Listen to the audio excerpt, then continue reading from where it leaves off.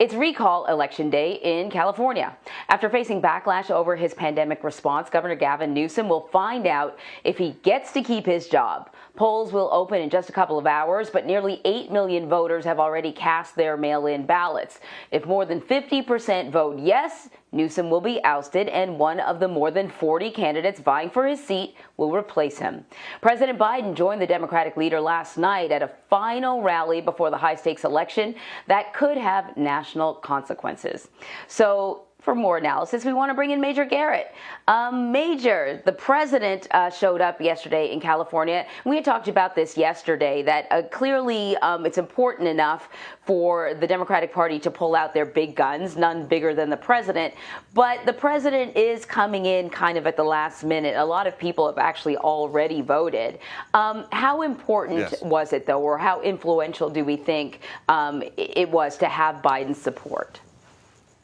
Like anyone who tells you about California politics will tell you one ironclad rule, Anne-Marie, which is you've got to get exposure in California. And one of the ways you get exposure statewide on every television station and all the various digital sites is to bring somebody of prominence within your political party to the state to campaign on your behalf. Now, Gavin Newsom, the sitting governor, has done that with Elizabeth Warren, the sitting vice president, Kamala Harris, Amy Klobuchar, Bernie Sanders. But as you said, bringing in the president provides even more state coverage wall to wall, which is what the Newsom campaign got. It was a kind of a small event in Long Beach last night, not a huge crowd, but well and heavily covered. And for President Biden, there's a couple of things at stake. One, making sure that there is a sizable, comfortable victory for Gavin Newsom to beat back this recall. Democrats expect that to happen.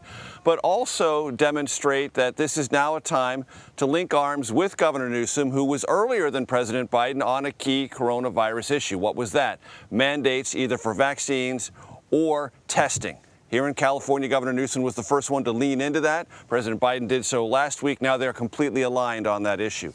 And the other issue for President Biden in the West generally is wildfires and, by definition, a related issue, the bigger issue, climate change. So part of his remarks and part of his effort out here in the West is to talk about the need for infrastructure, talk about future investments to deal with climate change. Much of that is wrapped up in his $3.5 trillion spending bill, which House and Senate Democrats are trying to work through the details of and pass sometime later this year.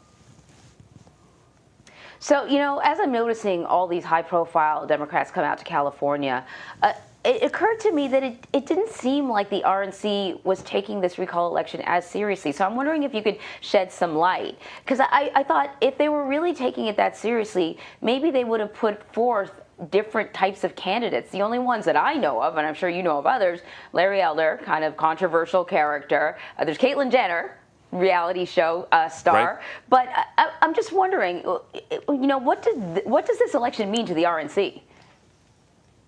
Well, so recall elections are very much a hybrid in American politics. They're pretty rare. There was one here in California in 2003. But they are different kind of elections in which there isn't a real heavy party involvement in creating a nominee. There's not a primary process where candidates run against one another and then one prevails and then that becomes the party standard bearer. That doesn't happen here. When there's a recall, anyone can file their paperwork and become a candidate, which is exactly what happened. And you mentioned two of the most prominent Republicans. There's Larry Elder, currently running first among the Republicans. Caitlyn Jenner running way behind, low single digits. John Cox, who ran against Gavin Newsom and lost in 2018. The former two-term mayor of San Diego, Kevin Faulconer, and a guy named Kevin Kiley, who's a member of the state legislature. All those are Republicans. Every one of those Republicans not named Larry Elder thought they had a chance to engage this election as sort of a broader conversation in California about Governor Newsom's policies on the pandemic and other things, and the future of the Republican Party in California. They saw the recall effort, Anne-Marie, as a kind of a party-building exercise, non-Trump influenced party-building exercise. Well, in comes Larry Elder in July, running on something that is very close, if not a direct echo of everything that Donald Trump brings to politics, plus and minus. Races to the top of the, excuse me, I knocked over something here on my table. Races to the top of the Republican field, and in so doing, completely eclipses all these other Republicans who thought this race shouldn't be about Donald Trump, shouldn't be about sort of the harder, more extreme edges of Republican politics in states not named California, but that's exactly what happened here. And not incidentally, Anne-Marie, as Larry Elder rose in the polls and Gavin Newsom could describe him as the most likely alternative if he were to lose recall, his position solidified. And as Larry Elder became the face of this recall effort, Gavin Newsom's political prospects improved. And that's one of the reasons Democrats right now are very confident that Newsom will beat back this recall effort.